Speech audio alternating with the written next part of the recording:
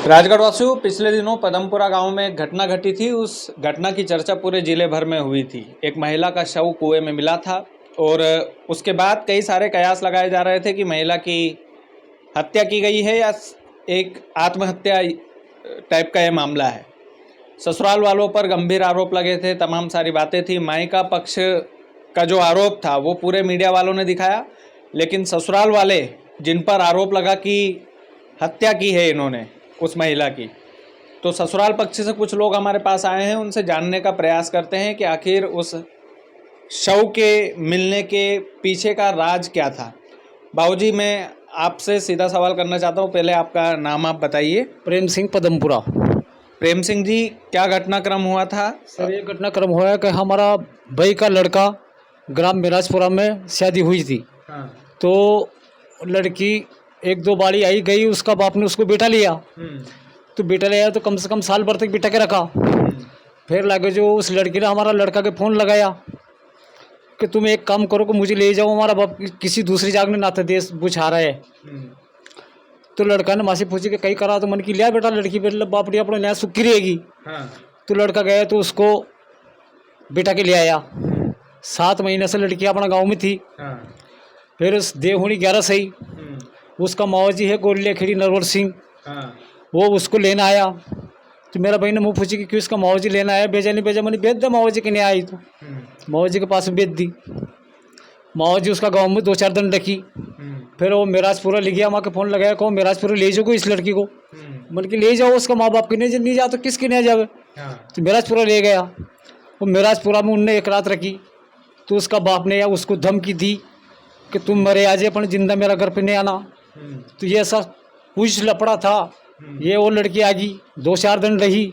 हम खाम खेड़ा गया, लड़की को अगले घर पे छोड़ गया। पूरा घर का खाम खेड़ा मतलब सोमवार के दिन। तो लड़की नहीं मरी, लड़की ने सब काम करना चारा फाड़ी करिया और मंगलवार के दिन निकलो खाली। वो बुधवार के दिन लड़की लिखी कि मैं सबको रोटी वोटी खिला के चाय वही पिला के कि मैं परेश होने जाती हूँ कुड़ा पे। परेश होने के लिए गई। तो परेश होने के लिए जब के गन टोबर हो गयो। तो गन ने जांच करी कि लाड़ी अब तक क्यों नहीं आई।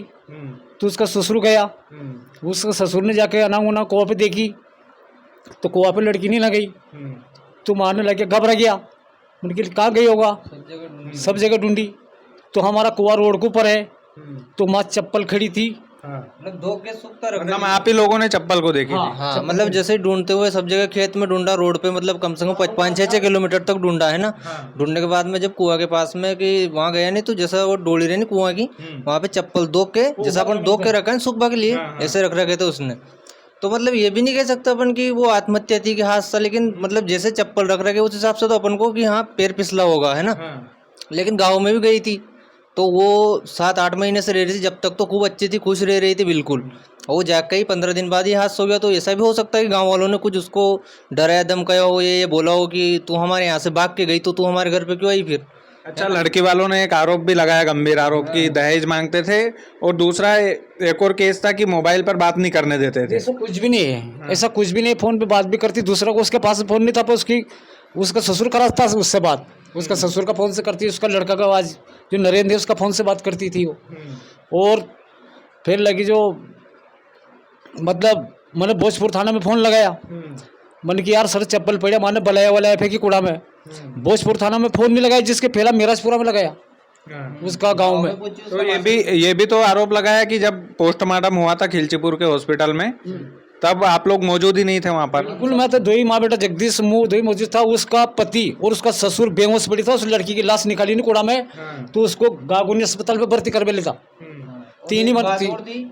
जब हम आ रहे थे ना, तो मतलब यहाँ पे कम से कम मिराजपुरा के 60 से 70 लोग थे, है ना, उसको उनको मारने के लिए। तो हमने देखो परिवार वाला भाई हो या कोई भी हो, वो भी जा सकता है, कोई दिक्कत थोड़ी ऐसा। तो हमने ना उनको मतलब वो आ गए थे वहीं से, हमने बोला कि तुमको मारने की बोल रहे हैं यहाँ पे, है ना। देखो उनके एक तो उनकी बहू मरी, है ना, और ऊपर से उनको मार के उनको इंदौर भोपाल अपन अस्पताल में पटक दे, तो वो भी थोड़ी सही रहेगा, है ना। तो हमने उनको मना किया कि आप ऐसा करो, आप यहाँ पे मत आओ। इनको जैसे तैसे जो थे ना साहु गांव वाले, उनको बोला कि आप जैसे भी इनको यहाँ से लेके जाओ, यहाँ मत आने देना अस्पताल में, वरना ये लोग यहाँ पे इनको मार देंगे, है ना। अच्छा, भोजपुर नाके से हमने कि मार देगा ना, बहुत लोग है। और हम हमारे ऊपर हमारे ऊपर तक, हम तक अस्पताल से बाहर रहे, हम भी अस्पताल से बाहर रहे, वरना जो जो गाली दे कि इनको मारो, इनके रिश्तेदार को मारो, ये करो वो करो, तो मतलब हम भी मतलब थोड़े है ना अस्पताल से बाहर रहे। उसके बाद में पूरी रात बाहर निकाला हमने। अच्छा, हाँ, मतलब ये था कि पूरी प्लानिंग के साथ आए थे, इस वजह से आप वहाँ दिखाई नहीं दे खुले हम ये। मारना था मतलब नहीं कि उस लड़को रात में लेके गए नहीं, तो इसको फर्ची लो मारो इसको, इसको रात में लेके क्यों गए हो? अब उसकी बहू है, उसको रात में नहीं ला सके, मतलब उसकी बहू फोन लगा खेते के साथ मुझे दुखे, पति को नहीं बोल सके गया, पति को नहीं बोल सके, पत्नी आप पूछ रहे हो, बोल सके नहीं, तो इसी कारण गई तो कि चलो इसको अड़ी बातू लाए हो। तो मतलब देखो दोनों पक्षों में, बाबूजी मेरा आखिरी सवाल है, दोनों पक्ष में बनती नहीं थी आपस में, क्या मामला था? उन्होंने आरोपी लगाया इतना गंभीर, तो पहले से कुछ झगड़ा वगैरह था आप लोगों का? झगड़ा नहीं था सर, मतलब अन्य बेटा मिली थी, मतलब कहीं रकम पात करने का कड़ा वड़ा भी होकर मिलता, तो उन लड़की ने कि मेरा बाप कड़ा नहीं फहरा रही मुझे, तो मैंने कि चल मतलब कड़ा नहीं फहरा, तो में गरीबी है तो कहीं दिक्कत है ही नहीं, पर उन्होंने कि था कड़ा के चक्कर में होटल आते थे तो कोई हो, तो फिर छोरो जाके बैठा रहे बापड़ो।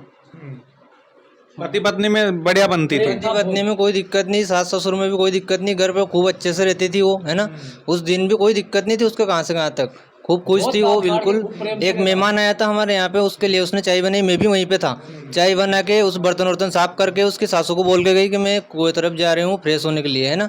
वो गई भी है, और रास्ते में उसके मतलब हमारे गांव का है ईश्वर सिंह, जो मेराजपुर ही पन्ना है, वो मतलब उसकी शादी वहीं पे हुई है, तो उसको बेनोई बोलती है, तो उससे बात करी कि बेनोई आप खिलचीपुर से कब आए, और मेरी बहन भी एक नहीं, मतलब खूब खुश, मतलब खुश थी वो, ऐसी बात नहीं थी कुछ भी, उसको भी नहीं लगा मतलब कि हाँ ऐसा कुछ है, फ्रेश होके भी आई वो, है ना। उसके बाद वो वहाँ पे मतलब शुक्ला उकला के लिए कुछ किया ना उसने, तो वो शुक्ले में जैसा हाथ पैर हो जाते हैं, मतलब शुक्ला उकला इकट्ठा किया उसने, तो उस चक्कर में उसने हाथ पैर धोने के लिए गई ना, तो अपन हो सकता है कि कुछ हादसा भी हो सकता है या कोई घटना भी वहाँ हो सकती है, इसकी पड़ताल जरूर होना चाहिए। बिल्कुल कार्रवाई होनी चाहिए। हम तो ये बोल रहे हैं ना कि पुलिस आप जांच करो इसका, मतलब कि क्या कारण है ना, बिल्कुल होनी बाकी चाहिए। देखिए होता यह है कि जब भी कोई खबर आती है तो उसमें मीडिया भी एक तरफा कवर कर देता है, जो और ख़ास करके लड़कियों वाले मामले में सेंसिटिव मामले होते हैं, तो इसमें क्या रहता है कि कानून तो लड़कियों के पक्ष में रहता ही है, मीडिया वाले भी रहते हैं मायके वाले पक्ष के,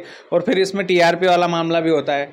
जितने पत्रकार बंधु हैं सबने अपने अपने हिसाब से कवर किया था, लेकिन हमको लगा कि ये लोग जो है बेवजह एक तरीके से डिप्रेशन में रहते हैं, परिवार क्या रहता है, बदनामी होती है समाज में, तो डिप्रेशन का दौर चलता है उसमें, तो ये इनकी जो सच्चाई है, इनका जो पक्ष है, वो भी जनता तक पहुंचना चाहिए था।